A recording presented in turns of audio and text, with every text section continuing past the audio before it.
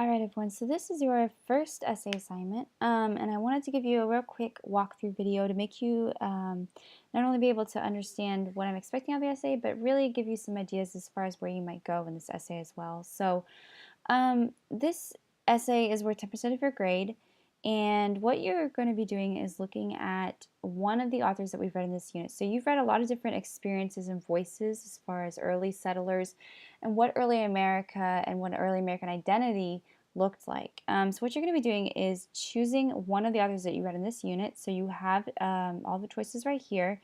If you choose Native American trickster tales, I would suggest choosing one of the tales in particular, so looking at one tribe's tale. And what you're going to be doing is you're going to develop a written analysis of the work from that author. So you are looking at things like voice, tone, imagery, and you can choose, if you choose an author that has, like say, 2 letters or multiple poems, you could choose both of those or all 3 of those poems or letters, or you could choose one in particular. It's up to you.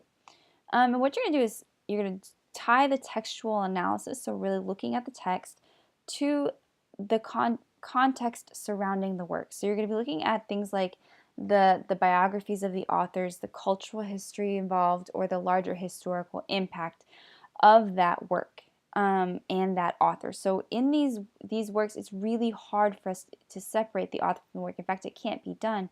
So we really have to think about, how does the work and the author influence an idea?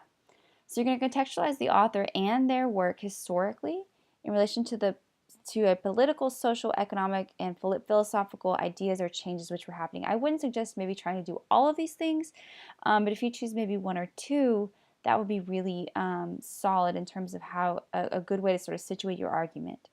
So really you're going to be looking at, how does the work influence or create or show an American identity being formed by these early settlers. So as you begin, it's really important that you think about, why does the text matter, essentially? So why does it matter that we hear Columbus's voice? Why does it matter that we have someone like William Bradford writing?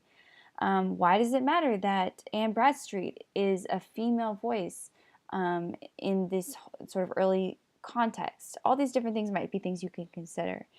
And I really want you to think about, I have a few questions here you might think about. You can write about whatever you like, but I wanted to put a few ideas here to help you, just in case. So think about, what is the text doing? So what does Columbus's letter do? What do they show us? What do they show us about Columbus? What do they show us about the changing landscape in America? What do they show us about the intersection between cultures and Native American tribes and the settlers?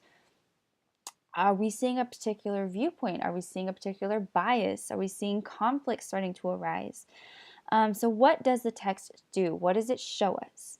And then look at things like text structure, subject matter, and tone. And how is it really contributing to our understanding of that author and the time period and what was happening?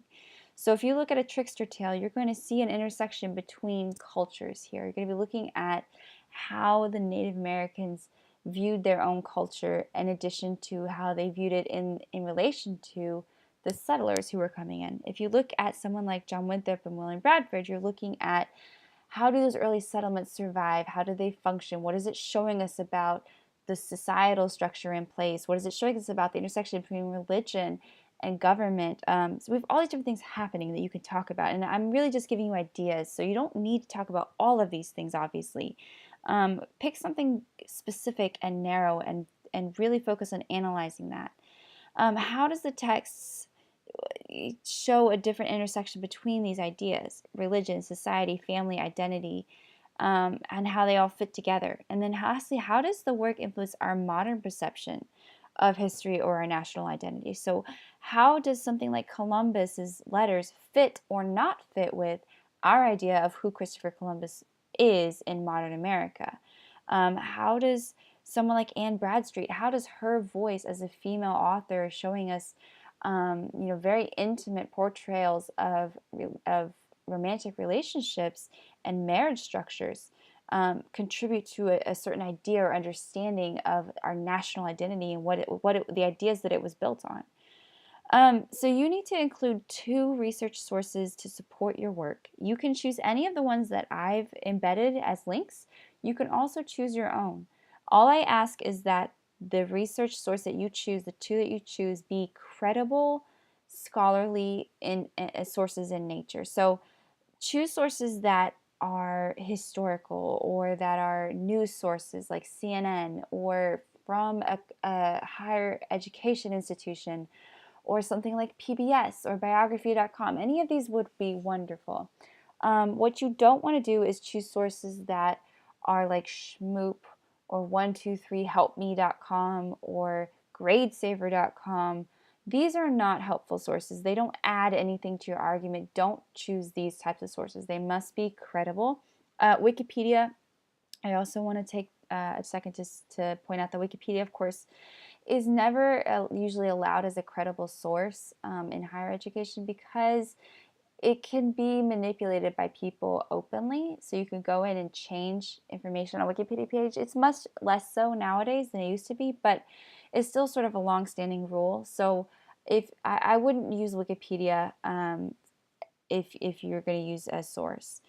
In your structure, you're going to be wanting to have a clear structure, so main ideas and a thesis in your introduction. So a thesis will tell me what you are arguing, and then you're going to expand on those ideas with lots of good evidence from the text. So make sure you use specific words, phrases, passages, ideas to support your ideas, support your claims. So if you're giving me an argument that Columbus had a very sort of very egocentric tone in his letters, pull a quote from the letter to show me that. And then after you give me the quote, analyze it. Tell me why that quote shows what you're talking about. This is really how you achieve good, solid, in-depth analysis.